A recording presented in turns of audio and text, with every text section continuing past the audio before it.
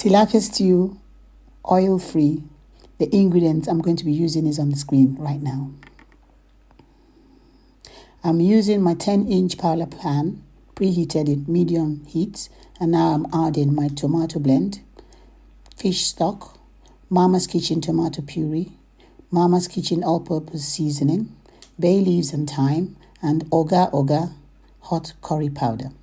Now in goes Kitchen hot pepper sauce for the heat, and the fresh tilapia fish. Stir gently right to the bottom.